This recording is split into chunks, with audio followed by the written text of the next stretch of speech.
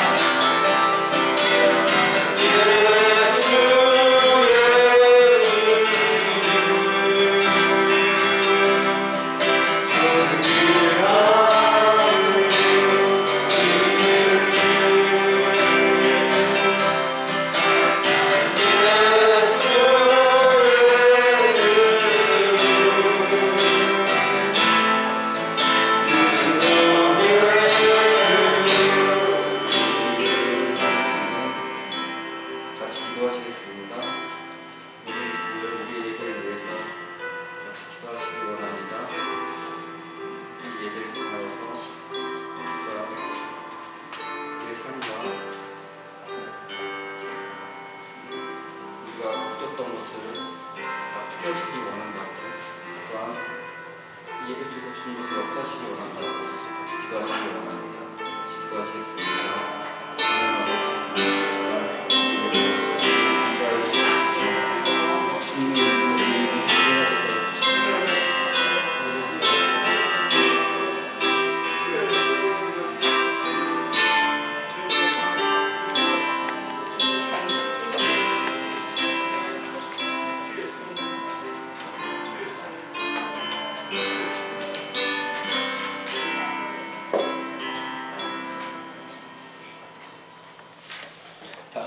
주 안에 넘쳐 묵상하게 주일 오전 일부 예배를 하나님께 드리겠습니다.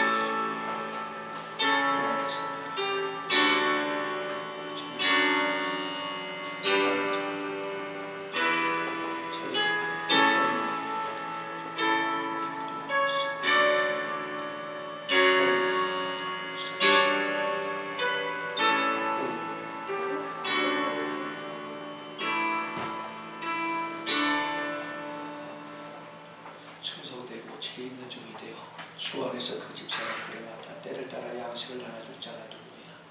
주인이 올 때 그 종이 이렇게 하는 것을 보면 그 종이 복이 있으리로다. 내가 진실로 너에게 이르노니 주인이 그의 모든 소유를 그에게 맡기리라. 아멘. 아직 주님 앞에 나와서 찬송하겠습니다.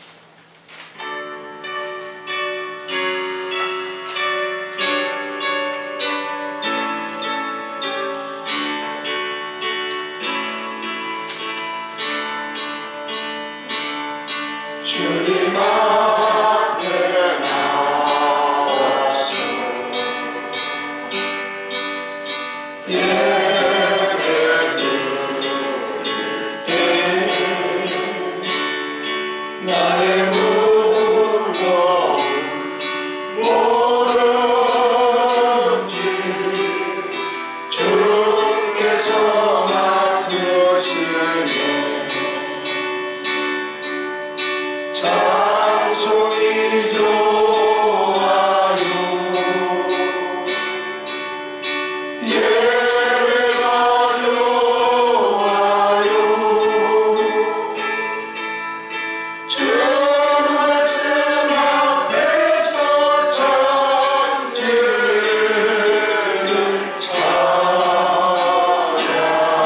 찾았어요. 주님 앞에 나와서 예배 드릴 때 믿음과 소망 사랑이 더욱 더 충만해요. 교회가 좋아요. 성도도 좋아요. 주 안에 감추인 보화들을 찾았어요.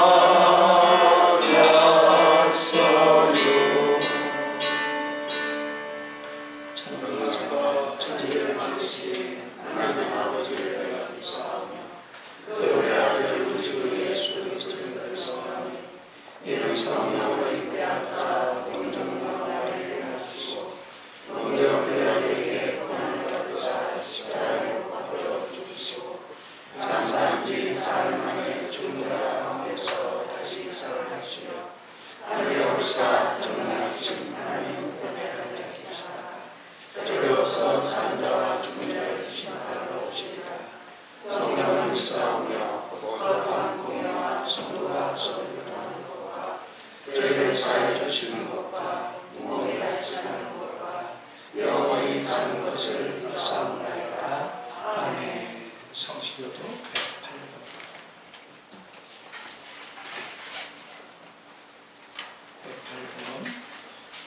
사람에게 그리스도의 성물의 분량대로 은혜를 주셨나니 그가 어떤 사람은 사도로 어떤 사람은 선지자로 어떤 사람은 온전한 자로 어떤 사람은 목사와 교사로 삼으셨으니 이는 성도를 온전하게 하여 봉사일을 확보하며 그리스도의 몸을 세우려 하시리라. 우리가 하나님의 아들을 믿음과 하나님의 하나님을 온전한 사람을 이루어 그리스도의 장성한 분량이 충만할 때까지 이르리니 오직 사랑 안에서 참된 것을 하여 범사의 그에게까지 자랄지라. 그에게서 온몸이 각 마디를 통하여 도움을 받음으로 연결되고 결합되어 각 지체를 연결되어 역사하여 그 몸을 자라게 하며 사랑 안에서 스스로 세우니라. 아멘. 찬송가 1장 그런 다음에 제54님 기도하시겠습니다. 찬송가 1장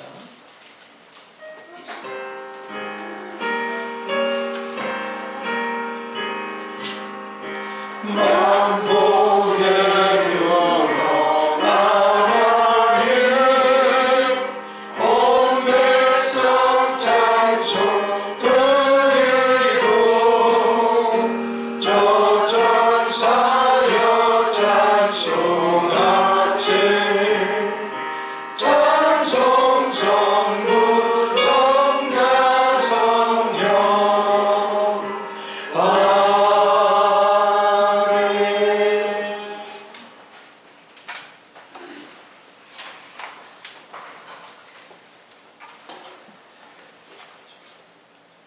마음복에 근원 되시는 아버지 하나님, 오늘도 주님의 복된 날을 기억하여서 주님 앞에 나와 예배드리는 온 아버지 하나님 백성들을 주님 기억하여 주시옵시고 어떤 하나님의 예배드리는 모든 백성들을 하나님을 기억하여 주시어서 예배를 받아 주시기를 원합니다. 하나님의 백성들이 주님을 믿는다 하면서도 하나님 코로나로 인하여서 예배를 게을리하고 더디하고 하나님 무서워하고 두렵고 떨고 하고 있습니다. 하나님 용서하여 주시옵시고 저희가 무릎으로 하나님 앞에 기도하지 못하고 회개하지 못함을 주님 용서하여 주시옵시고 더욱더 이 나라와 백성들과 하나님의 코로나를 위해서 기도하게 하시고 믿는 자들이 먼저 하나님 앞에 회개할 수 있도록 하나님께서 함께하여 주시옵소서. 먼저 된 자들이 주님 앞에 기도하게 하시고 회개케 도와주시어서 그래서 이 나라 아버지 하나님이여 이 나라가 다시금 경제가 회복되게 하시고 아버지 하나님 이 나라 모든 우상들이 무너지게 도와주셔서 오직 하나님의 나라만 세워줄 수 있는 귀한 나라가 되어줄 수 있도록 성령 하나님께서 역사하여 주시옵소서. 아버지 하나님 오늘도 하나님이여 우리 백성들 하나님 우리 귀한 반석의 성도님들 어느 곳에 있든지 이 자리에 모지 못한 아버지 하나님이여 성도님들 하나님 기억하여 주셔서 하나님 지금 온라인 예배라도 하나님을 하는 깊이 예배하는 귀한 심령들이 다 되어줄 수 있도록 하나님께서 함께하여 주시옵시고 예배할 때 놀라운 성령 충만함을 아버지 하나님 체험하며 주님을 만나며 회개할 수 있도록 주님 도와 주시옵소서. 오늘도 말씀 증거하신 귀한 목사님 주님의 능력 가운데 붙들어 주시고 권능 가운데 붙들어 주셔서 귀한 말씀이 저희 심령 구슬을 쪼개어 하나님의 놀라운 역사가 나타날 수 있는 귀한 능력의 말씀이 되게 하시고 귀한 목사님들 영육간의 강건함과 세임과 충만함으로 붙들어 주시옵시고 오늘도 우리가 말씀을 들을 때 거저 듣지 않기를 원합니다. 하나님을 더 알기를 원합니다. 예수를 더 알기를 원합니다. 알므로 그치지 않게 하시고 행함으로 순종하며 복종하며 나가기를 원합니다. 하나님께서 역사하시고 하나님께서 임재하여 주셔서 함께하여 주시옵소서. 감사하고 거룩하신 예수님의 이름으로 기도합나이다. 아멘.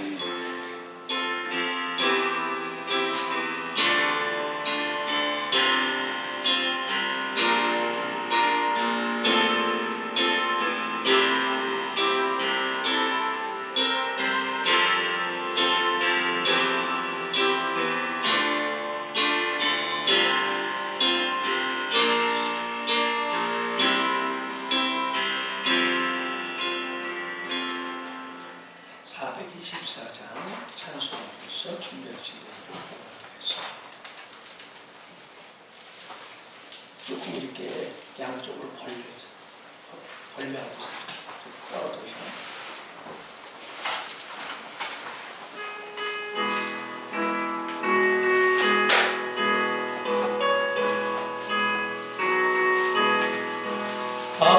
아버지여 나의 마음을 받아주관하시고 완악하고 교만한 것 병케 하여 주소서.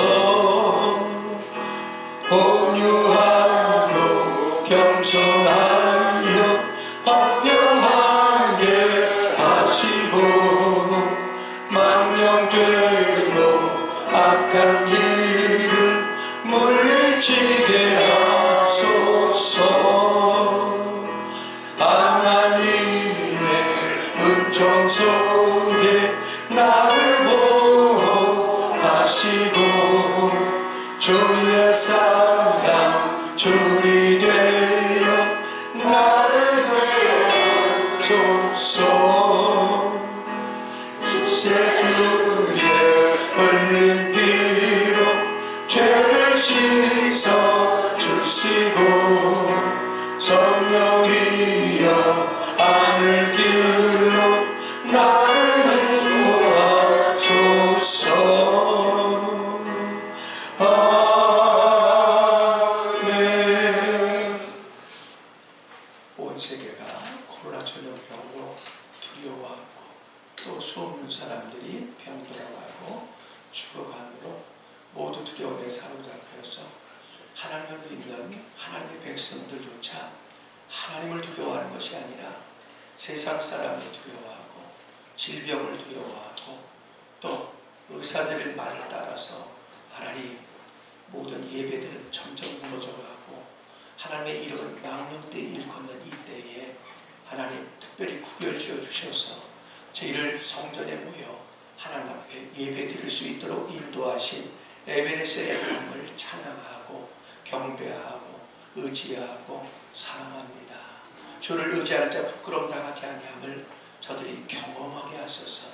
주를 간증하며 살아가는 일생이 되게 하사 갖가지 비와 바람과 창수가 날 때마다 말씀의 순복함으로 흔들리지 아니하게 하시고 더욱더 의젓히 그리스도인의 폼을 드러내는 하나님의 사람들로 자리매김하게 하옵소서. 오늘도 주의 계명에 따라 10의 1조 주정헌금, 선교헌금, 건축헌금, 구역헌금 구별해 드립니다. 구별해 드린 예물들을 일일이 기억해 주시고 또 성전 안팎을 가꾸며 피지땀을 흘리는 여종과 남종을 기억해 주셔서 저들의 수고가 같이 써지게 하시고 보람으로 열매를 거둘 수 있도록 축복하옵소서. 심은 대로 거두게 하시는 하나님, 행한 대로 거두게 하시는 하나님, 믿음대로 행한 대로 거두게 하시는 하나님께서 보셨사오니 들으셨사오니 가치 있는 열매들을 풍성하게 거두는 영적 가을을 만끽하는 귀한 성도들 되게 하셔서 하나님 질병 때문에 부끄러움 당하거나 두려움에 사로잡혀 살지 않게 하시고 담대하게 하나님 이 험악한 세상 넉넉히 이기는 자의 삶을 사는 이스라엘들로 변화받는 귀한 은혜 만끽하게 하옵소서. 믿사옵고 귀하신 주 예수님의 이름으로 축복하며 감사하며 기도하옵나이다. 아멘. 같이 주보를 보겠습니다. 오른쪽 면에 공동체가 있는 밑에 정결한 처녀라고 기록되어 있는데 내가 하나님의 열심으로 너희를 위하여 열심히 내노니 내가 너희를 정결한 처녀로 한 남편인 그리스도께 중매함이로다. 고린도후서 12장 2절인데요. 그 다음 말씀 다 같이 합독합니다. 시작.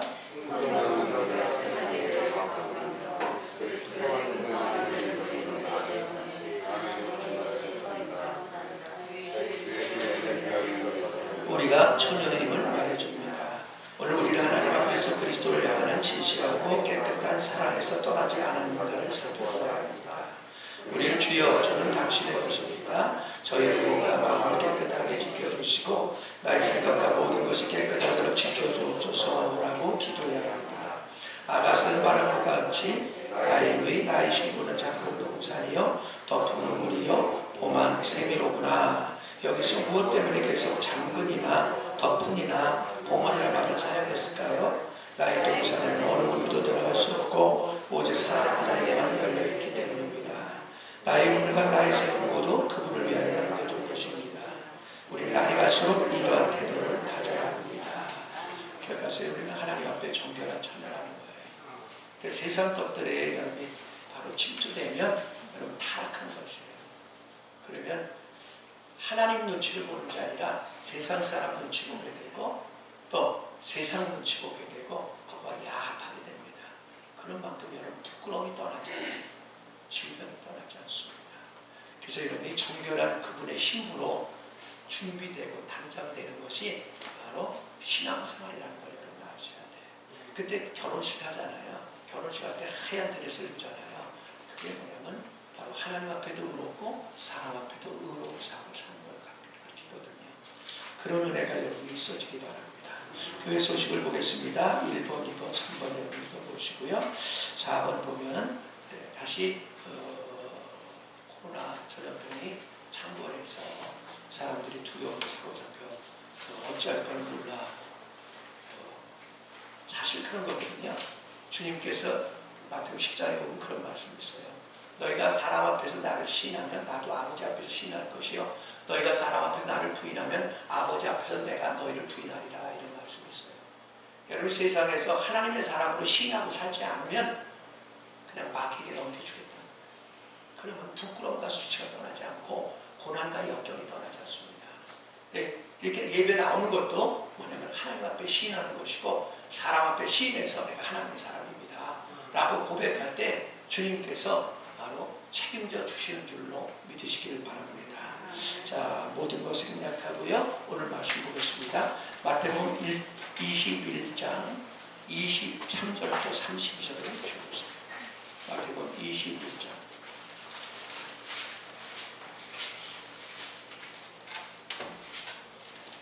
마태복음 21장 23절부터 32절입니다.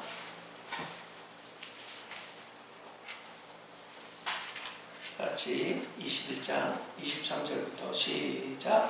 예수께서 성전에 들어가 가르치실세 대제사장들과 백성의 장로들이 나와 이르되 네가 무슨 권위로 이런 일을 하느냐 또 누가 이 권위를 주었느냐. 예수께서 대답하시되 나도 한 말을 너에게 묻느니 너희가 대답하면 나도 무슨 권위로 이런 일을 하는지 이르리라. 요한의 세례가 어디로부터 왔느냐 하늘로부터냐 사람부터냐. 그들이 서로 논하여 이르되 만일 하늘로부터라면 어찌하여 그를 믿지 않느냐 할 것이요 만일 사람으로부터라면 모든 사람이 요한을 선지자로 여기니 백성이 무섭다 하여 예수께 대답하였는데 우리가 알지 못하노라 하니 예수께서 이르시되 나도 무슨 것을 일을 하는지 너에게 이르지 아니하리라. 그럼 너희 생각에는 어떠하냐? 어떤 사람의 두 아들이 있는데 맏아들에게 가서 이르되 예 오늘 포도원에 가서 일하라 하니 대답하이르되 아버지 가겠나이다 하더니 가지 아니하고 둘째 아들에게 가서 또 이와 같이 말하니 대답하이르되 실소이다 하였다가 그 후에 뉘우치고 갔으니 그 둘 중에 누가 아버지 뜻대로 하였느냐. 이르되 둘째 아들이니이다. 예수께서 그들에게 이르시되 내가 진실로 너희에게 이르노니 세리들과 청년들이 너희보다 먼저 하나님 나라에 들어가리라. 요한이 의에도로 너희에게 왔거늘 너희는 그를 믿지 아니했으되 세리와 청년은 믿었으며 너희는 이것을 보고도 끝내 뉘우쳐 믿지 아니하였도다. 아멘. 본문을 가지고 오늘 포도원에 가서 힘써 일하라 그런 제목으로 말씀을 증거하겠습니다. 자, 이 사건은요, 이 사건의 배경이 어떤지 여러분 이해하셔야 돼요.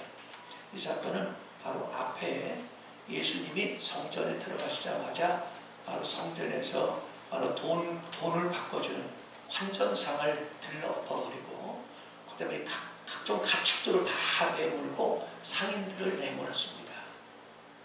다시 말해 성전을 깨끗이 했습니다. 그러고 나서 이어진 게 바로 이 바리새인과 서기관인 출신인 대제사장과 바로 서기관들이 바로 당신이 무슨 권세로 저렇게 성전 안에서 바로 장사하는 사람을 다 내쫓고 돈들을 들러버리고 그럴 수 있느냐? 라고 물었을 때 너희가 세례 요한이 하나님부터 왔다고 생각하느냐 아니면 사람부터 왔다고 생각하느냐 라고 묻습니다. 그랬더니 그들이 말하기를 사람부터 왔다 그러면 하나님을 안 믿는 거가 되고 또 하나님부터 왔다 그러면 그를 세례 요한을 안 믿을 것이 범죄라고 생각하기 때문에 모르겠다고 말했습니다. 그랬더니 나도 너에게 무슨 권세로 이 일을 하는지 알아켜 주지 않으리라. 그러고 나서 바로 비유를 말씀한 거예요. 다시 말합니다. 바로 주님이 바로 성전에 가서 돈깨를 들러엎고 모든 장사치기들을 다 몰아내고 성전을 깨끗하게 했다는 것은 바로 여러분이 주의 말씀을 받아들일 때에 여러분 안에 있는 돈만 버는데 부추기는, 돈이 인생의 전부라고 알고 예배도 드릴 줄 모르고 말씀도 들을 줄 모르는 바로 이 모든 도적들을, 원수 마귀의 역사들을 다 내몰아 버린다는 걸 보여주고, 두 번째 사건은 침례 요한, 세례 요한을 네가 하늘로부터 왔느냐 땅으로부터 왔느냐라고 하는 것은 바로 침례 요한의 침례를 받을 때 뭐라고 합니까? 회개하고 돌이켜 죄의 시험을 받아라 라고 말하잖아요. 무슨 얘기냐? 여러분이 하나님의 말씀을 통하여 내 죄를 깨닫고 회개하는 삶이 바로 침례 요한, 세례 요한의 역사를 믿는 것이고 받아들이는 것이다 그 말입니다. 그것을 거부하는 것은 바로 바리새인과 서기관처럼 교회 안에 종교주의자입니다. 오늘 교회 안에 종교주의자가 얼마나 많죠. 그러니까 예배 드리고 교회에서 좋은 일이 있을 때는 성도 같지만 막상 어려움 당하면 어떻게 합니까? 세상 사람과 똑같이 산다고 말합니다. 그래서 여기서 바로 첫 아들 둘의 비유가 나오는데, 첫 번째 아들은 바로 누굴 말하는가? 바로 대제사장과 서기관인 종교주의자들을 말합니다. 바로 두 번째 아들은 창녀와 바로 세리들인 바로 주의 말씀을 듣고 철저히 회개하고 돌이킨 바로 사람들을 가리키거든요. 여러분이 말씀을 듣고도 회개할 줄 모르고 날마다 형식만 갖추고 외식만 하는 사람이라면 여러분 첫째 아들에 속하고요. 그렇지 않고 말씀을 통해 내 속에 감춰진 죄를 깨닫고 애통하고 회개하고 돌이키는 사람들만 포도원으로 들어가게 되는데, 그 사람들만 바로 하나님 나라 들어갈 수 있다는 걸 말하는 것입니다. 자, 그래서 결국 포도원에 들어가서 그들은 어떻게 합니까? 일하기 시작하는데, 자, 국리일학은요, 왜 4대 의무가 있잖아요. 제가 볼까요? 자, 남자로 태어났으면 진직 대상자가 되어서 바로 훈련을 통하여 나라를 지키는 원수들과 싸울 줄 알아야 되는 것이죠. 두 번째가 바로 납세음으로 세금을 합당하게 되어야 됩니다. 세 번째는 바로 성공적인 국민으로 살기 위해서는 반드시 교육을 받을 줄 알아야 됩니다. 마지막으로는 부유하고 행복한 이 국민으로 살려면 일을 할 줄 알아야 됩니다. 그걸 근로의 의무라고 말합니다. 이 4대 의무를 지킬 때 바로 국민의 참정권, 바로 민주주의의 꽃이라고 말하는 바로 참정권, 선거를 할 수 있는 자격이 주어지고, 이 백성으로, 이 국민으로 살 수 있는 권리가 주어지게 되거든요. 하나님 나라도 똑같습니다. 바로 합당하게 하나님의 사람으로 살기 위해서는요, 바로 국방의 의무인 죄와 세상과 타락한 육체와 모든 원흉인 마귀와 싸울 줄 알아야 되고요. 두 번째는 납세음으로 만물의 주인이신 하나님으로 인정해드리는 예물을 드릴 줄 알아야 되고요. 아멘 합시다. 세 번째는 하나님의 사람으로 합당하게 살아가기 위해서는 하나님의 말씀을 공부할 줄 알아야 되고요. 마지막 번호, 하나님의 교회인 포도원에서 일할 줄 알아야 하나님이 그 사람을 축복하는 거거든요. 그래서 마태복음 24장 45절 47절에 보면 충성되고 지혜로운 종이 되어 그 집의 때를 따라 양식을 나눠줄 자가 누구뇨? 이를 주인이 와보면 그는 복 있는 자로다. 그 주인이 올 때 그에게 이 모든 소유를 맡기리라. 할렐루야. 무슨 얘기예요? 그 인생 책임져 주겠다. 자, 그러므로 본문에서 보면 특별히 요한복음 5장 17절에 보면 내 아버지께서 지금까지 일하시니 나도 일한다고 말씀하셨고, 요한복음 4장 34절에서는 나의 양식은 나를 보내신 이의 뜻을 행하며 그 일을 온전히 이루는 것이라고 주님이 친히 말씀하셨습니다. 바울도 데살로니가 후서 3장 10절에서 누구든지 일하기 싫거든 먹지도 말게 하라 라고 명령했습니다.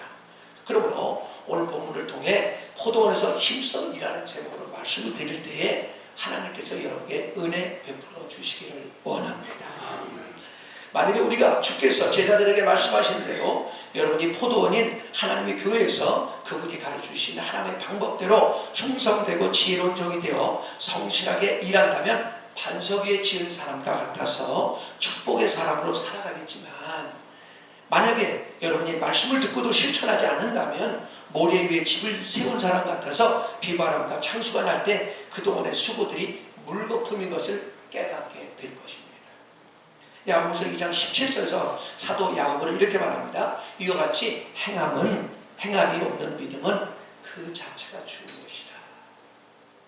신앙이라며 바로 하나님과 교제하는 종교요, 또 사상의 종교요, 신비의 종교요, 일하는 종교로 주님은 오늘도 교회 생활하는 우리에게 아들들아, 코로나 사태로 교회를 등지는 연약한 성도들을 돌보라, 그들을 위해 일하라고 명하실 걸 여러분 믿으시기 바랍니다. 하나님의 교회인 포도원에서 성실하게 일하는 자가 누릴 축복이 무엇인가? 여기서 포도원은 교회를 가리킵니다. 그래서 여러분이 아까 서두에 말씀드린 것처럼 세리와 창기들은 어떻게 합니까? 아니요 하다가 나중에 어떻게 포도원으로 들어갔다고 그러잖아요. 그게 뭐야? 예수를 모르다가 주님의 말씀을 듣고 회개하고 돌이킴으로 말미암아 그들이 포도원으로 들어가게 됐고요. 바로 종교적인 사람들인 바로 대제사장과 바로 서기관들은 주님을 따르지 않고 주님을 죽이는 데 앞장섰습니다. 그 얘기는 여러분이 종교주의자로 전락하면 교회에서 은혜 받는 게 아니고 회개하고 돌이키는 사람이 아니라 날마다 정죄하고 비판하고 싸움질하는 데만 앞장서서 그들 안에 있는 예수, 믿음을 죽이는 사람으로 전락하고 결국 천국에 갈 수 없다는 것을 경고하는 말씀입니다. 자, 그렇다면 교회 생활에서 다시 말하면 하나님의 교회에서 바로 맡은 바 사명에 대해 충성되이 감당한 사람들이 어떤 복을 누린가 6가지를 제가 간단하게 말씀드리려고 하는데요. 첫째, 하나님의 교회는 포도원에서 성실하게 일할 때 새로운 지식을 깨닫게 됩니다. 18세기 이후에 유럽에서는요, 이성주의와 합리주의라는 이런 사상이 일어나서요, 이성에 부합하지 않은 모두 다 배척하는 시기가 있었습니다. 그러나 여러분 생각해 보세요. 이 땅에 이성으로 우리 머리로 이해됐다고 모든 것이 이루어지고 안 이루어지는 게 아니거든요. 어떤 거는 실제로 바로 경험할 때 이루어지는 게 얼마나 많은지 몰라요. 다시 말하면 어떤 지식은 이성부터 오는 것도 있지만 어떤 지식은 실행한 결과로 얻어지는 것이 더 많습니다. 과학은 이론으로 알게 되는 것이 있지만 또 어떤 것은 실험실에서 실험해 볼 때야 알 수 있는 것도 있습니다. 이처럼 포도원인 하나님의 교회에서 성실하게 일하는 성도들에게는요, 하나님께서 새로운 지식을 깨닫게 해준다는 거예요. 6.25 사변 이후에 말이죠, 그 미국에서 연합군으로 미국인들이 많이 들어왔잖아요. 지금도 있는 사람 2만 5천 명가량에 폭로하고 있는데요.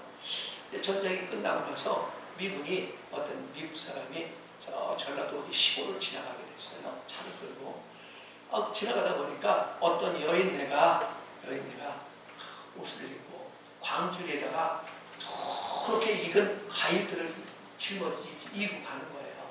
너무 먹음직스러워서 그때 또 100원을 주고 그 과일을 샀습니다. 그래서 가족 친지를 불러놓고 이거는 맛있는 과일을 샀으니 우리 만키 가자. 그래서 깎아서 먹으려고 하니까 입에 달큰하긴 한데 맛이 하나도 없는 거예요. 왜냐면 그 호박이었거든요. 여러분 기억하세요? 겉보기에 좋다고 다 맛있는 과일은 아니에요. 그가 호박에 대한 지식이 없었기 때문에 호박을 수박 정도로 아는 거예요. 이것처럼요, 경험해보지 않으면 모르는 것이 세상에는 얼마든지 있습니다.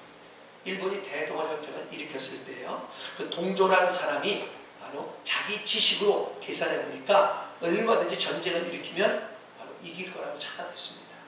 막상 전쟁을 치르는데 처절하게 실패하는 거였습니다. 이것처럼 우리의 이성으로 아는 것은 한계가 있다는 것을 여러분 아셔야 됩니다. 세계적으로 유명한 프리스톤 대학에 가보면 한 교실 벽에 소크라테스가 한 유명한 말, 너 자신을 알라라는 글이 새겨져 있는데 어느 날 보니까 글이 바뀌어졌어요. 어떤 학생이 너 자신을 알라를 갖다가 대신 지워버리고 너 자신을 실천하라 라는 말로 바꿔요. 기억하세요. 100가지 지식을 머리로 아는 것보다 한 가지 실천하는 게 더 가치 있을 때가 얼마나 많은지 몰라요. 야고보서 2장 22절 그렇게 말합니다. 너희 믿음이 행함과 함께 일하고 행함으로 말미암아 온전케 되었느니라.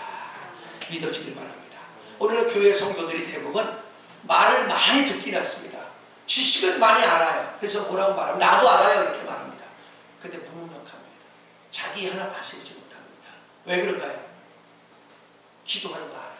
예배 드려야 되는 거 알아요. 말씀에 순종하는 거 알아요. 그런데 실천하지 않기 때문에. 낙타부름으로 유명한 야고보 사도가 그렇게 말했습니다. 야, 이 허탄한 사람아, 행함이 없는 믿음이 죽은 믿음인지 알지 못하느냐. 여러분, 행함이 없는 지식은 다 죽은 것이라. 하나님 앞에 아무 역사도 나타나지 않는다는 겁니다. 자, 그러므로 나는 여러분이 행함으로, 교회 안에서 모든 일을 행함으로 여러분 충성되게 감당할 수 있기 바랍니다. 예배를 나와도 성실하게, 또 기도를 해도 성실하게, 전도를 해도 성실하게, 구역을 돌봐도 성실하게 여러분 감당하게 될 때 여러분이 아하, 이렇구나 라고 하나님이 역사하는 것을 경험하게 될 줄로 믿습니다. 두 번째는요, 하나님의 교회 포도원에서 열심히 일하면요 건강이 회복됩니다. 자, 어떤 병은 일하지 말고 쉬어야 낫는 병도 있습니다. 그러나 반드시 일해야만 건강을 회복하는 병도 있습니다. 어떤 어머니에게, 한 어머니에게 외동딸이 있었습니다. 근데 갑자기 죽어버린 것이에요. 외동딸이. 너무 낙심이 돼서 오직 그 하나, 딸 하나만 바라보고 살아왔는데 느닷없이 죽어버렸으니 그래서 반말도 잃어버리고 집에 노심초사가 중병에 걸리고 말았습니다. 세상에 어떤 약을 써도 낫지가 않는 거예요. 소문을 듣고 어떤 사람이 의사를 불렀고 그 의사가 말하기를 내가 하는 대로 하면 살아납니다. 어쨌든 죽고 싶진 않으니까 말을 따랐는데 한 일을 가르쳐줬고 그 일을 열심히 해봐라. 딴 생각하지 말고 열심히 해봐라. 그 일을 하기 시작하면서부터 서서히 딸에 대한 그런 것들을 잊어버리게 되고 결국 얼마 가서 건강이 회복됐다는 이야기가 있습니다. 특별히 신경쇠약, 히스테리, 정신병의 치료는요 일하는 방법밖에 없습니다. 미국에는 심리학자가 치료하는 심리병원이 많다고 해요. 근데 이 심리병원에 입원하려면요 병원 의사에게 절대 복종하겠다고 서약서를 쓰지 않으면 입원시켜주지 않는다고 합니다. 한 병자가 입원하게 됐습니다. 근데 의사가 병원 안마당으로 가더니 상을 주면서 이것을 2m 깊이로 파라고 하는 거예요. 그러니까 이 병자가 아니 내가 병을 고치러 왔는데 왜 이 땅바닥을 왜 파야 되냐고. 더군다나 2m면 어디 사람 키보다 더 깊잖아요. 그걸 왜 파야 되냐고. 떠들지 말고 내가 하는 대로 하라. 그래서 재촉했습니다. 그럼 사람은 저리가 당신이 낫기를 원하면 내 말을 따르고 그렇지 않다 하라. 그러니까 방법이 없었으니까 이 환자가 그 의사의 말대로 땅을 파기 시작했습니다. 하루 종일 열심히 땅을 파서 2m 깊이를 다 팠습니다. 팠다고 와서 보고를 했더니 의사가 와서 확인했습니다. 다시 묻어가요. 아니 왜 파라는 거 더 묻냐고. 이게 왜 이걸 해야 되냐고 막 묻고 따집니다. 닦고 싶으면 내가 하는 대로 하라. 열심히 땅을 팠고 열심히 묻다 보니까 헛된 생각들이 다 사라지게 되고 그 질병에서 치료가 됩니다. 기억하세요? 여러분이 자꾸 생각만 하잖아요. 그런 사람은 각종 질병에서 헤어나오죠. 그러나 뭔가 가치 있는 일에 심혈을 기울이게 될 때에 어떤 병도 치료받게 되는 줄로 믿으시기 바랍니다. 예컨대 하나님의 포도원이 교회에서 성실하게 일할 때 하나님은 우리의 병든 마음과 병든 생각, 병든 감정, 병든 의지인 불순종과 거역의 의지를 치료해 줍니다. 마태복음 6장 33절은 그렇게 말합니다. 먼저 그의 나라와 의리를 구하라. 그리하면 이 모든 것을 너에게 더하시리라. 믿어지길 바랍니다. 여러분 주님의 일에 열심히 하잖아요. 다 잊어버려요. 제가 그런 사람입니다. 물 한 모금도 생기지 못하는 사람이에요. 제대로 걷지도 못하는 사람이에요. 그래서 인생 포기하려고 제의하려고 자살까지 할 경우도 있던 사람이에요. 그러나 교회 생활을 하면서 성령으로 거듭난 이후에 아니 밥도 제대로 못 먹는 사람인데 우리 구역장님이 부부가 날마다 우리 부부를 저녁 7시만 되면 차를 갖고 와서 상락산으로 가자는 거예요. 근데 맨 처음에는 그 사람을 존중해서 따라갔고 나중에는 하기 싫어도 우리 구역장 부부가 하니까 따랐고 하다 보니까 성령이 충만하게 부어주셔서 기도하면서 너도 시간씩 기도하면서 단 한 번도 졸아본 적이 없고 단 한 번도 힘들다고 느껴본 적이 없었습니다. 그러다 보니까 어느 날 보니까 내게서 모든 병이란 병은 다 떠나가 있다. 난 자신 있게 말합니다. 여러분이 주의 종이 가르쳐 말씀대로 여러분 최선을 다해서 따라가 봐요. 여러분이 생각했던 병, 여러분이 생각했던 문제 아무것도 아니게 툭툭툭툭툭 썩은 새끼줄 끊어지는 것처럼 해결되는 것을 경험하게 됩니다. 막 요리뺀질 조리뺀질 미꾸라지처럼 말을 안 들으니까 문제가 해결이 되지 않는 것이에요. 깨달았으면 좋겠습니다. 세 번째, 포도원인 하나님의 교회에서 성실히 일하려며 의심의 병도 치료받습니다. 아무리 잘 믿는 성도라도요, 때때로 어려움에 떨어지면 하나님을 의심할 때가 많습니다. 말씀을 의심하기도 하고 심지어 하나님이 계시냐 안 계시냐 라고 의심하다가 결국 세상으로 떠내려가고 합니다. 요한 웨슬레라는 사람이 감리교회의 창시자입니다. 이 웨슬레가 북미 미국의 캐나다와 바로 미국의 복음을 전하다가 큰 의심에 빠졌습니다. 왜냐하면 안 되는 거예요. 복음이 전해지지 않는 거예요. 이때 그가 뭐라고 한 선교사를 찾아가게 됐는데 그분에게 상담을 했더니 당신이 믿기 원하는 게 무엇이냐라고 물었습니다. 그랬더니 나는 하나님을 믿고 싶고 하나님이 계시다는 걸 믿고 싶고 하나님의 말씀을 믿고 싶고 하나님의 진리가 내게서 그대로 이루어지는 걸 믿고 싶다 이렇게 말했습니다. 그랬더니 그 선교사가 하는 말이 그러다가 당신이 믿고 싶어하는 그 말씀을 사람들에게 한번 전해봐라. 계속해서 열심히 전해봐라. 믿어지게 될 테니까 라고 말하더라는 거예요. 그래서 그가 열심히 말씀을 전하다 보니까 사람들이 막 살아나는 거예요. 자기 능력으로 살아나는 게 아니라 말씀을 전할 때 성령께서 역사해서 살아나게 된 줄로 믿습니다. 자, 그러면 어떤 진리는 아무리 읽고 연구해도 해결되지 않는 것이 있는데 이런 것들은 실천할 때 성취됩니다. 정의가 이기는지 불의가 이기는지 그때는 모르지만 세월이 얼마가 지나가면 자연히 알게 되죠. 제가 목회 지금 27년째입니다. 전도서까지 하면 30년을 넘었습니다. 때때로 억울한 일을 당할 때가 얼마나 많은지 몰라요. 목사인데도. 근데 그때마다 주님 손에 억울한 일을 맡기고 기다려보면요 1년이 지나지 않아서 문제가 다 해결되더라고요. 만대 틀리나 구태여 따질 필요가 없습니다. 베드로서 3장 8절은 그렇게 말합니다. 너희를 저주하는 자를 저주하지 말고 오히려 축복하라. 이를 위하여 너희가 부르심을 입었나니 이는 복을 유업으로 받게 하려 함이라. 그러므로 생명을 사랑하고 좋은 날 보기를 원하거든 입술을 그치고 악을 그치라. 할렐루야. 믿어지길 바랍니다. 원수가 없는 것이 주께 있다고 하는데 주님께 기도를 맡기면 주님이 책임져 준다는 거예요. 이것은 당장 보이지 않습니다. 당장은 억울합니다. 그러나 주님 말씀에 의지해서 모든 염려를 기도와 간구와 감사함으로 하나님께 아뢰을 때 때가 되면 하나님이 해결하는 것을 경험하게 될 줄로 믿습니다. 전 데살로니가서 1장 5절은 이렇게 말합니다. 이는 우리 복음이 너에게 말로만 이른 것이 아니라 오직 능력과 성령과 큰 확신으로 된 것이니라. 여러분 같은 구역 식구들, 학생들 그들을 놓고 아침 저녁으로 그들의 죄짐을 어깨에 짊어져 가슴에 품고 기도해 보세요. 그들이 살아나는 걸 경험하게 될 겁니다. 말을 안 듣는다고만 말하지 말고. 할렐루야. 아멘 합시다.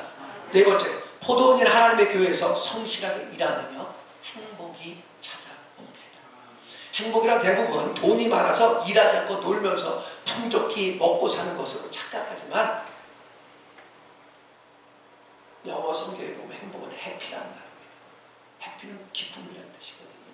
기쁨은 어디서 나올까요? 우리 속에서. 우리 마음속의 기쁨은 행복해진다는 거예요. 그러면 이 마음속에 기뻐지는 비결이 뭐냐 이 말이지. 의사들의 연구 결과에 따르면요 사람이 기쁜 감정을 생리적으로 보면 우리의 세포 조직이 활발하게 일하는 순간에 생겨난다고 합니다. 저 같은 경우요 제가 되게 스트레스가 쌓이고 짜증나고 이럴 때가 있어요. 그러면 뭘 하는 거 아니 이런 여름에도 특별히 떼약볕에 옷을 잔뜩 자기 작업복을 껴입고 베란다 같은 데 쓰레기 지저분한 데를 싹 정리를 합니다.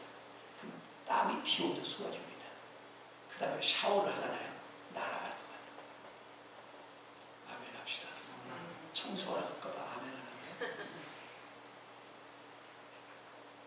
어떤 사람은 운동하고 나서 샤워할 때 기쁨이 찾아오는 거예요. 또 좋은 일의 소식을 들을 때도 기쁨이 찾아옵니다. 다시 말합니다. 어떤 사람이 기쁨과 하니 이를 성실히 열심히 해서 세포가 활발히 움직이는 사람입니다. 가치 있는 일에 바쁘면 행복해집니다. 부부가 열심히 일하는 가정은 행복해지지만 가정에 일하는 사람이 아니라 노는 사람이 많으면 그 가정은 불행해집니다. 꿀벌은 슬퍼할 겨를이 없다는 말이 있습니다. 열심히 맡은 일에 충실하다 보면 슬퍼할 겨를이 사라져버린다. 성도 중에 어떤 분은 늘 화사한 분이 있는가 하면 어떤 분은 늘 짜증스러워하는 분도 있습니다. 어떤 성도가 화사하고 어떤 성도가 슬프냐면 교회에서 자기 자신을 잊어버리고 말씀에 순종해서 열심히 전도하고 열심히 신방하고 열심히 생명산 일에 몰두하는 성도는 화사한 반면에 그렇지 못한 분들은 늘 슬픔과 좌절과 낙담 속에 원망과 불평과 입에다 품고 삽니다. 마음이 슬플 때 기분을 고치는 길이 앉아있는 것이 아니라 밖으로 나가서 영적으로 나보다 가엾은 사람들을 내 힘껏 도울 때 나타난 줄로 여러분 믿으시기 바랍니다. 모르겠어요. 저는 여러분들의 마음이 어떤지 모르겠는데 저 같은 경우 그렇습니다. 오늘 새벽에도 3시 반 때에서 내려와서 기도했는데 여러분들을 놓고 농부려 기도하고 아침 저녁 기도하고 어떻게 하면 사니까 염려 근심하다가 함부로 막 살다가 이 사람이 조금씩 고쳐져서 바른 길을 가잖아요. 그러면 그렇게 기도. 이것은 여러분이 자식들을 낳아서 자식을 열심히 자식을 위해서 살았는데 그 자식이 바로 잡혀져서 세상에서 가치 있는 일을 하면서 보람되게 살 때 보람을 느끼는 것도 그렇습니다. 아멘 합시다. 여러분 그런 것을 느끼고 있지 못하다면 여러분이 영적으로 별로 성숙한 사람은 잠언 16장 24절 그렇게 말합니다. 선한 말은 꿀송이 같아서 마음에 달고 뼈에 양약이 되느니라. 할렐루야. 잠언 25장 11절에 13절에 그렇게 말합니다. 경외 합당한 말은 아로새긴 은쟁반의 금사가니 청정하는 기에 금고리요 금옥엔 정금장식이라. 충성된 사자는 마치 추수하는 날에 얼음 냉수 같아서 능히 그 보내신 자의 마음을 시원케 하느니라 라는 말씀이 있습니다. 이게 무슨 얘기인가 하니 우리가 십자가도로 내가 다듬어지고 조각되어져서 주님의 인격으로 성품이 바꿔져서 바로 연약한 성도들과 죄인들에게 말씀을 전해 그들이 살아나고 바로 바른 삶을 살게 될 때 우리를 이 땅에 보내신 하나님 아버지의 마음을 시원하게 해드린다는 겁니다. 아버지 마음이 시원하면 내 인생도 시원해질 줄로 믿습니다. 그것이 바로 세겜 오래 상수를 나누는 은혜입니다. 창세기 13장 18절 말씀이죠. 자, 5번째, 하나님의 교회에서 성실하게 일할 때 균형 잡힌 인격으로 변화받습니다. 빌립보서 2장 5절에서 바울 사도는 이렇게 말합니다. 너희 안에 이 마음 품으라 곧 그리스도 예수의 마음이라고 하셨습니다. 자, 무슨 얘기일까요? 주님의 마음은 균형 잡히신 인격입니다. 이것을 성경에서 이렇게 말합니다. 성령의 열매라고 말하기도 합니다. 갈라디아서 5장 22, 3절이죠. 오직 성령의 열매는 사랑과 희락과 화평과 자비와 양성과 충성과 온유와 절제니 이 같은 것을 금지할 법이 없느니라. 그리스도 예수의 사람들은 정과 욕심을 십자가에 못 박았느니라. 그리하면 너희가 성령으로 살고 성령으로 행할지니 헛된 것을 위하여 다투지 마라. 이런 말씀이 있습니다. 여러분이 균형 잡혀지면 여러분의 언어나 이 일상생활을 통해서 사랑과 희락과 화평과 자비와 양성과 충성과 온유와 절제가 나타난다. 이것을 또 다른 말로 뭐냐면 계시록 21장 16절에는 반듯하다. 네모 반듯하다 이렇게 말합니다. 사람들이 여러분이 성품이 바꿔지잖아요. 그러면 참 반듯한 사람이에요. 아이들이 그렇게 바꿔지잖아요. 그러면 참 아이가 반듯하구나. 쟤 나중에 몸을 한가닥 하겠다. 목사 이렇게 보면 금방 알 수 있습니다. 여러분들이 은혜를 추구하면 추구할 만큼 성품이 바꿔집니다. 다른 말로 신의 성품으로 바꿔지게 되거든요. 바꿔지게 될 때 베드로후서 1장 5절에 이렇게 말합니다. 너희는 더욱 힘써 믿음의 덕을, 덕의 지식을, 지식의 절제를, 절제의 형제의 우애를, 형제의 우애의 사랑을 공급하라. 이것이 너에게 있은 즉 흡족한지. 흡족한 게 뭐예요? 만족한 상태입니다. 다른 말로 말할게요. 질병이 치료받습니다. 인격이 치료받습니다. 바로 성품이 치료받습니다. 그럴 때 여러분 반듯한 사람이 됩니다. 주님은 이렇게 반듯한 분이에요. 근데 우리는 엉망진창입니다.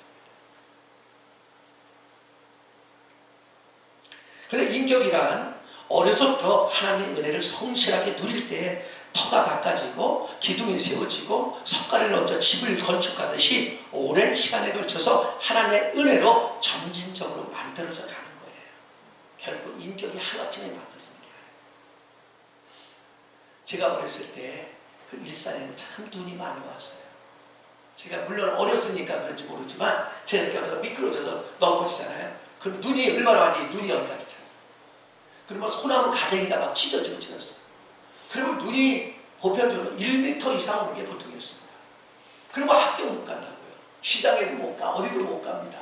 근데 가는 방법이 있어요. 어른들이 먼저 갑니다. 그 다음 사람이 그 발자국을 따라가죠.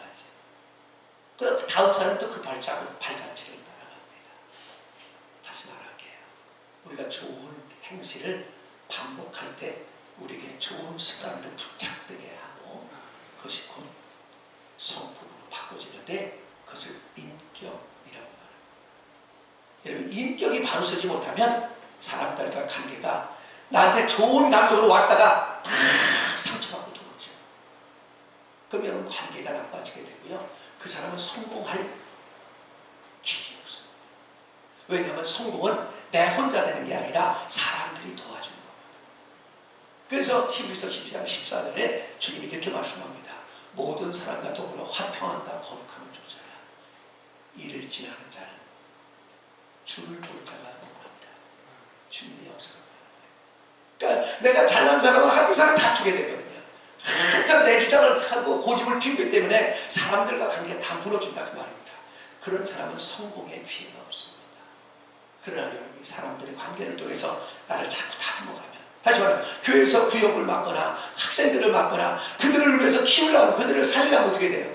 끊임없이 내가 본을 보여야 되거든요. 그러니까 끊임없이 물을 끓게 되고 끊임없이 나를 복종시키다 보면 나도 모르게 내 인격이 다듬어져 주님의 성품으로 바꿔지는 줄로 믿습니다. 고린도후서 5장 17절은 그렇게 말합니다. 그리스도 예수 안에서 새로운 피조물이라. 이전 것은 지나갔으니 보라 새 것이 되었도다. 할렐루야. 믿어지길 바랍니다. 교회를 10년을 다니고 20년을 게으른 게 떨어지질 않아. 불신경이 떨어지질 않아. 함부로 말하고 행동하는 게 떨어지질 않아. 성질나는 게 깎아지질 않아. 이 사람은 종교주의예요. 그냥 왔다리 갔다리 하는 사람이지 신앙생활 하는 사람이 아니에요. 말씀을 받아들이면 반드시 주님은 내가 잘못된 것을 양심을 통하여 책망하는 줄로 믿습니다. 여기에 예수 믿는 두 성도가 있다고 가정해 봅시다. 한 성도는 말씀을 듣고 성실한 실천으로 하늘 습관을 쌓아 좋은 인격을 이루어가고 한 성도는 말씀을 듣지만 생각만 하고 애쓴 끝에 억지로 정직한 말과 행실을 하게 된다고 가정합시다. 한 성도는 어렸을 때부터 말씀을 통해 하나씩 좋은 성품을 성실하게 쌓아가므로 습관적으로 자연히 좋은 일을 하게 되는 사람입니다. 반면에 다른 성도는 말씀을 듣지만 머리로만 생각하고 실행하지 않기 때문에 움직일 때마다 억지로 애써야 되는 사람입니다. 전자는 그리스도의 실행과 믿음으로 균형 잡힌 하나님의 성품이 인격화되었고 후자는 말씀을 들어 머리로만 생각했기 때문에 신성이 인격화되지 못한 사람입니다. 그러니 억지로 거룩한 성도처럼 흉내내려니 본인도 힘들고 보는 사람도 힘들고 아니 뭐 억지로 그렇게 흉내를 내려고 하니까 그러니까 여러분 흉내내는 사람들은 뭔가 좋은 습관이 없습니다. 그러니까 어쩌다 한 번은 할 수 있지만 그게 실행이 안 돼요. 성실히 실행이 안 됩니다. 오늘도 우리를 구원하신 주님 앞으로도 수많은 문제에서 구원해 주실 주님은 포도원인 하나님의 교회에서 성실하게 일하라고 명령하십니다. 그래서 그리스도께서 어떤 사람은 선지자로, 어떤 사람은 사도로, 어떤 사람은 복음 전환자로, 어떤 사람은 목사와 교사로 주셨으니 이는 성도들을 온전케 하며 봉사를 하며 그리스도의 몸을 세워 온전한 사람을 이루어 그리스도의 장사한 분량에 이르도록 충만케 하려 하노니 이는 사람들이 간사한 교육과 유혹과 교훈의 풍조에 밀려 요동하지 않게 하려 함이라. 할렐루야. 믿어지길 바랍니다. 여러분 교회 생활을 제대로 하면, 포도원에서 제대로 맡은 바 사명을 충성되게 감당하면 무엇보다 내가 바꿔줘야 돼요. 저는 그렇게 생각합니다. 교회 생활을 5년 정도 했는데도 하나님의 은혜를 경험하지 못했다? 그 사람은 제가 볼 때 종교주의자입니다. 그 사람은 주의 종이 가르쳐주는 말씀에 관심이 없습니다. 예배에도 관심이 없습니다. 기도에도 관심이 없습니다. 전도에도 관심이 없습니다. 그냥 자기 오고 싶으면 오고 말고 싶으면 마는 사람입니다. 여기는 종교주의자니까 바뀌어지는 역사가 없어요. 하지만 하나님이 기뻐하시지 않으니까 역사가 하나님. 난 여러분이 하나님이 기뻐하시는 사람으로 바꿔줬으면 좋겠습니다. 성실하게 포도원에서 일할 때 하나님께서 나를 깎아 보석처럼 빛나게 만들어 주신다는 겁니다. 이를 위해 우리가 부름받았음을 믿으시기 바랍니다. 그래서 마태복음 24장 45절에서 그렇게 말해요. 충성되고 지혜로운 종이 되어 그 집에 때를 따라 양식을 나눠줄 자는 누구뇨? 이를 주인이 와보면 그는 복이 있는 자로다. 그 주인이 올 때 그에게 모든 소유를 맡기리라. 믿어지기 바랍니다. 모든 소유가 뭔가요? 여러분이 원하는 건강, 여러분이 원하는 물질, 여러분이 원하는 화목, 여러분이 원하는 축복입니다. 모든 것들이 어디서 나타나는가? 그 집, 교회에서 바로 연약한 사람들을 책임을 어깨에다 짊어지고 가슴을 품고 저들을 어떻게 하면 살릴까? 저들을 어떻게 하면 구원시킬까? 어떻게 하면 성공시킬까? 염려하고 구하는 사람들에게 주신다. 그런 은혜가 여러분에게 있어지기를 축원합니다. 고린도후서 4장 7절은 그렇게 말합니다. 우리가 이 보배를 질그릇에 가졌으니 이는 심히 큰 능력은 하나님께 있고 우리에게 있지 아니함을 알게 하려 합니다. 질그릇은 우리가 말하고요, 보배는 예수를 말합니다. 보배라는 보석이라는 뜻이에요. 여러분, 우리 질그릇 자체에 과연 능력이 있거나 축복이 있는 게 아니에요. 이 질그릇에 무엇을 담느냐가 관건입니다. 이 질그릇에 하나님을 담으면, 말씀을 담으면, 은혜를 담으면 여러분 보석 상자가 되는 것이고, 그게 안 담아지고 죄와 세상과 타락한 욕심 담은 똥자배기로 바꿔줍니다. 그래서 사람들이 다 싫어하는 겁니다. 왜? 악취만 풍기니까. 움직이기만 하면 악취를 풍기고 사람을 짜증나게 만들어요. 요한복음 5장 17절에 우리 주님은 말씀합니다. 예수께서 저에게 이르시되 아버지께서 일하시니 나도 일한다. 주님은 졸지도 주무시지도 않고 일하는 분입니다. 여러분이 은혜를 받잖아요. 부지런해집니다. 아멘 합시다. 부지런하지 않은 사람은 은혜가 제대로 받지 못하죠. 은혜 받으면 열심히 특심이 됩니다. 왜냐하면 성령님은 열심히 해요. 특심이 해요. 그래서 세상에서 술 취하지 말라. 이는 방탕한 것이니 성령의 충만을 받아라. 그 얘기가 그겁니다. 예수께서는 오늘도 귀하신 당신의 피를 흘려서 죄인들의 구속사업에 그분께 충성하는 성도들과 함께 심혈을 기울이고 계십니다. 그러므로 구속의 은혜로 구원받은 우리도 만나는 사람에게 복음을 전해서 그들을 살려야 합니다. 주님은 오늘도 그분의 포도원이 하나님의 교회에서 성실하게 일하라고 명령하셨습니다. 교회는 하나님의 포도원입니다. 주인은 하나님이시요 우리는 그분의 일꾼인 줄로 믿습니다. 그럼 우리는 열심히 포도원 교회 생활을 통해 생명산 일에 고군분투해야 할 줄로 믿습니다. 주변을 가만히 살펴보십시오. 얼마나 할 일이 많은지. 갈수록 코로나 질병으로 하나님을 믿는다는 사람들이 코로나가 무서워서 우리를 생사화복을 주관하시는 하나님보다 의사의 말을 더 의지하고 세상 정치 권세 권력의 말을 더 의지하고 그들의 말은 잘 따릅니다. 하나님의 교회 생활은 등한시합니다. 저는 가끔씩 참 희한하다 그런 느껴져요. 왜냐하면 제가 이렇게 이 동네를 돌아다니면 술집마다 사람들이 그렇게 3, 3, 5로 짝을 져서 붙어 앉아서 술 먹고 음식 먹고 다 합니다. 근데 교회는 모이지 말라고 하고 식사도 교제하지 말라고 그래요. 그거 웃기지 않아요? 여러분, 종교는 항상, 종교와 세상은 항상 그리스도를 바로 정죄하고 비판하고 판단하고 핍박하는 거예요. 그래서 무릎 경건하게 살고자 하면 핍박도 경화에 받을지니 라고 말씀하는 거예요. 여러분이 그리스도를 살면서 하나님의 축복을 원하고 천국을 원하면서 말씀대로 사는 것을 두려워하면 여러분 하나님의 축복이 없어요. 자, 그러므로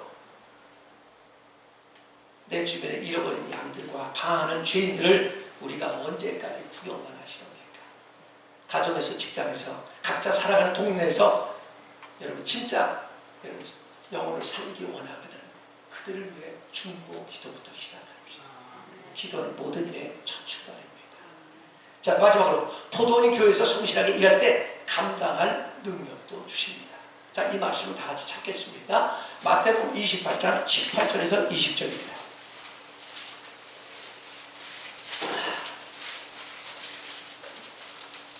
마태복음 28장 18절에서 20절입니다.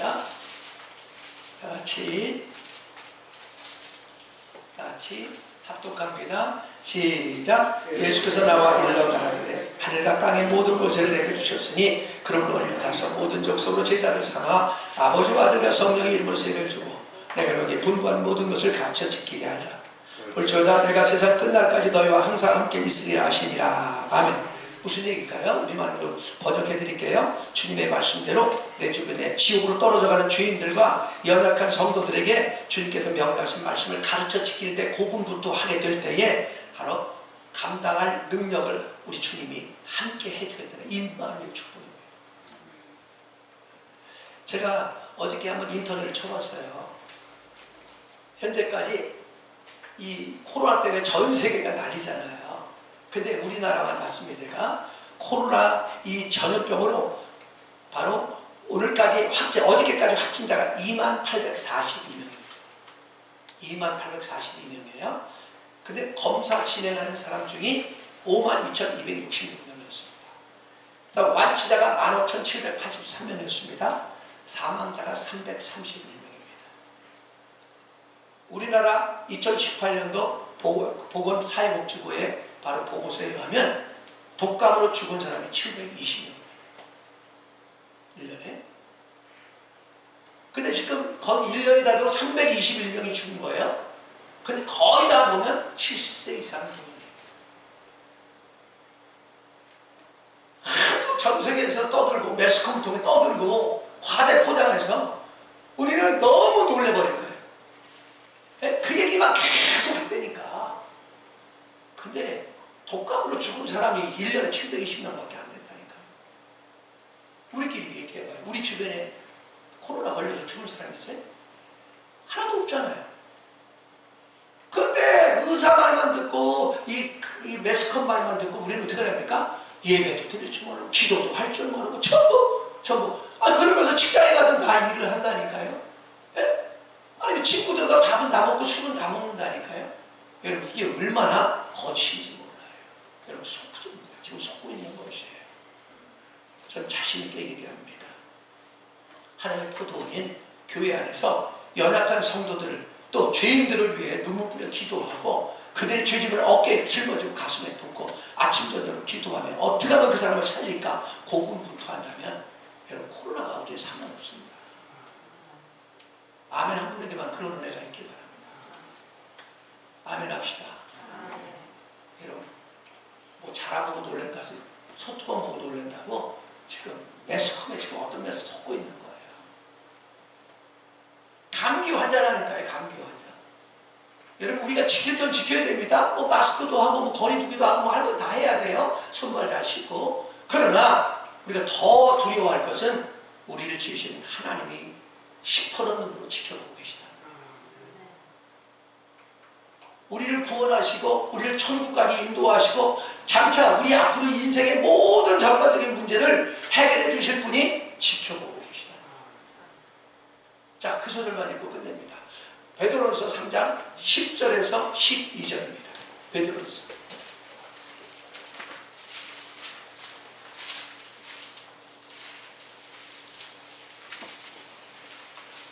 베드로전서 3장 10절에서 12절. 자, 8절부터 읽으시면 더 이해가 빠를 것 같으네요. 시작. 마지막으로 말하노니 너희가 다 마음을 같이하여 동정하며 형제를 사랑하며 불쌍히 여기며 겸손하며 악을 악으로 욕을 욕으로 갚지 말고 도리어 복을 누리라. 이를 위하여 너희가 부르심을 받았으니 이는 복을 이어받게 하려 하십니다. 그러므로 생명을 살아와 좋은 날 보기를 원하는 자는 혀를 뽑아야 악한 말을 그치며 그 입술로 거짓을 말하지 말고 악에서 떠나 선을 행하고 화평을 구하며 그것을 따르라. 주의 눈은 의인을 향하시고 그의 귀는 의인의 귀에 간구에 기울이시되 주의 얼굴은 악행하는 자들을 대하시느니라 하였느니라. 아멘. 이게 무슨 얘기일까요? 여러분 삶의 현장에서 부요함이 일어나서 성도들께 싸움질도 할 수 있다는 거예요. 억울한 일 당해서 세상 사람과 싸울 일도 있다는 거예요. 그때 싸우지 말라는 거예요. 왜냐하면 너희는 어려움 당하도록 이 땅에서 과부의 심정이라는 거예요. 그러므로 너에게 특권을 줬으니 바로 기도라는 특권을 줬다는 겁니다. 우리가 형제간에 맞네 틀리네 올래 그러네 싸우지 말고 기도를 가져갈 때 아무것도 염려하지 말고 모든 일에 기도와 간구와 감사함으로 하나님께 아뢰어라. 그리하여 모든 지가 있다는 한 평강이 그리스도 예수 안에서 너희 마음과 생각을 지키시리라. 믿어지길 바랍니다. 그러므로 생명을 사랑하고 그게 뭐예요? 나도 살고 너도 살고 살아나기를 원하거든. 건강히 살아나고 화목이 살아나고 평강이 살아나고 아멘 한 분에게만 그런 은혜가 있길 바랍니다. 살아나기를 원하거든. 그 다음에 좋은 날, 여러분 좋은 날 보기 원하잖아. 예? 좋은 날이 뭐예요? 성공한 날 아닙니까? 행복한 날 아닌가요? 화목한 날 아니에요? 부유한 날 아닙니까? 아멘 한 분에게만 그런 은혜가 있기 바랍니다. 그러거든 하나님께 기도로 담았기를. 그럴 때 어떤 일이 벌어지나 그랬더니 주의 눈은, 여기서 주라는 단어는 큐리우스라는 단어예요. 큐리우스라는 게 뭐냐면 나를 창조하신 주님이, 나를 구원하실 주님이, 나를 영원한 나라까지 인도하실 주님이 그 소리입니다. 그 주님이 의인을 향하시고 이렇게 사는 사람을 향하시고 불꽃 같은 눈동자를 지켜보신다 그 말입니다. 불꽃 같은 눈동자 지켜보고 계시다는 거예요. 여러분 이거를 바로 신전의식이라고 말합니다. 여러분 신전의식을 갖잖아요. 그러면 여러분의 삶이 확 뒤집어져 버립니다. 철저히 말씀대로 순종하게 되고요. 사람 눈치 안 보게 돼요. 그렇게 될 때 그것을 믿음이라고 말합니다. 세상을 이긴 이것은 우리의 믿음이니 할렐루야. 믿음이 뭘까요? 믿음은 말씀을 받아들이는 거예요. 영접하는 자 그 이름을 믿는 자는 하나님의 자녀가 되는 권세를 주셨으니 여러분 말씀 들을 때 속에서 맞아 그럴 때마다 성령께서 빨리 아멘해 빨리 받아먹어 라는 사인하는 거예요. 그때마다 아멘 할 때마다 그리스도께서 우리 안에 들어오셔서 믿어지게 만들고 믿음으로 살게 될 때 여러분 코로나 전염병 아무것도 아니에요. 어떤 것도 아무것도 아니에요. 그분이 우리를 지으셨다니까요. 그분이 우리의 구원주라니까요. 그분을 두려워하길 바랍니다. 세상을 두려워하지 말고 사람을 두려워하지 말고 그분을 두려워할 때 그것을 여호와를 경외한다고 말해요. 여호와를 경외하는 자 잠언 19장 23절에 보면 그런 말씀이 있습니다. 여호와를 경외하는 자 생명에 이르게 하고 살아나게 하고 족하게 지내며 만족하게 지내며 재앙을 만나지 아니하느니라. 할렐루야. 믿어지기를 축원합니다.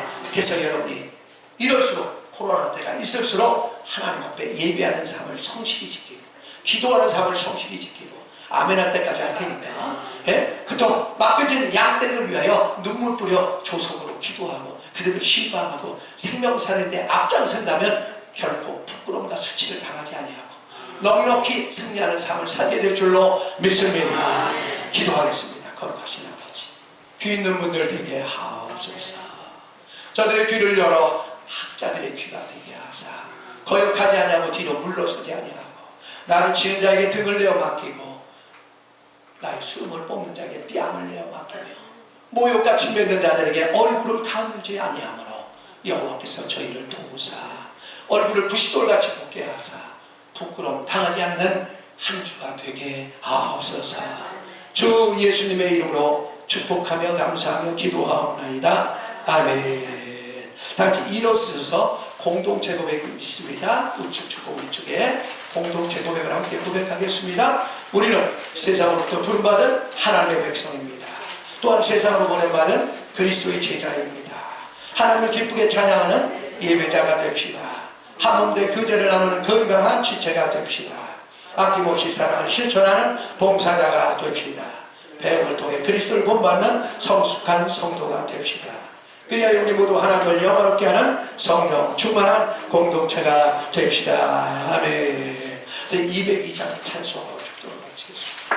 202장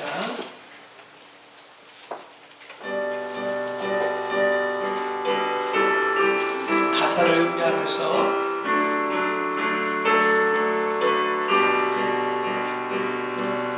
하나님 아버지 주신 즐거운 귀하고 존하신 말씀일세 기쁘고 반가운 말씀 중에 날 사랑한단 말 참 좋도다 주께서 너를 사랑하니 즐겁고도 즐겁도다 주께서 너를 사랑하니 나는 참 기쁘다 그 속에 은혜를 저버리고 어긋난 길로 가다가도 예수의 사랑만 생각하며 곧 다시 예수께 돌아오니 주께서 너를 사랑하니 즐겁고도 즐겁도다 주께서 너를 사랑하니 나는 참 기쁘다 구주의 영광을 바라보며 예수의 이름을 찬양하니 영원히 찬양할 나의 노래 예수의 이름이 귀하도다 주께서 너를 사랑하니 즐겁고도 즐겁도다 주께서 너를 사랑하니 나는 참 기쁘다 주 예수 날 사랑하시오니 나 또한 예수를 사랑하네 날 구원하시려 내려오사 십자가 위에서 죽으셨네 주께서 너를 사랑하니 즐겁고도 즐겁도다 주께서 너를 사랑하니 나는 참 기쁘다 주 예수 날 사랑하시오니 마귀가 놀라서 물러가네 주 나를 이렇게 사랑하니 그 사랑 어떻게 보답할까 주께서 너를 사랑하니 즐겁고도 즐겁도다 주께서 너를 사랑하니 나는 참 기쁘다 아멘 기도하겠습니다 하나님의 말씀을 들었습니다 말씀을 듣고 우리 속에 숨겨진 죄악들을 철저히 깨닫고 회개하고 돌이킴으로 하나님의 포도원에서 하나님 열심히 성실히 일할 줄 아는 성도가 되어지게 하사 영혼 살인데 일가견 있게 쓰임받는 한 주가 되게 하옵소서. 내 욕심에 급급해하면 지금 당장은 뭔가 남는 것 같지만 결코 비바람 창수가 올 때 허무하게 다 무너져 버리고 탄식과 눈물과 슬픔 속에 하나님 살 수밖에 없다는 사실을 깨닫게 하시고 철저히 주를 의지함으로 모든 부끄러움과 수치에서 해방받는 그래야 이 코로나 사태로 갈수록 성도들의 재단이 무너지고 예배가 무너지고 기도가 무너지고 신앙이 무너져가는 이때에 하나님 세상 사람들 앞에서 내가 하나님의 사람임을 신하게 하시고 보여지게 하셔서 하나님 우리를 이 땅에 보내신 아버지의 마음을 시원케 해드림으로 우리의 일생도 시원해지는 삶 만끽하게 하옵소서. 이제는 우리 구주 예수 그리스도의 은혜와 만극하신 이 아버지 하나님의 놀라우신 사랑하심과 성령의 교통하심이 오늘 하나님의 말씀을 깨닫고 이제부터 말씀을 통하여 철저히 죄를 회개하고 주께로 돌이켜 포도원 생활, 교회 생활에 충실해서 영을 살리는데 고군분투하기로 결심한, 그래서 하나님이 책임져주는 일생을 살기로 결심하고 돌아가는 사랑하는 성도들 머리 위에, 가족 위에, 저들의 삶의 터전 위에, 자녀들 위에, 이 나라 이민족 위에 이제부터 영원토록 함께 있을지어다.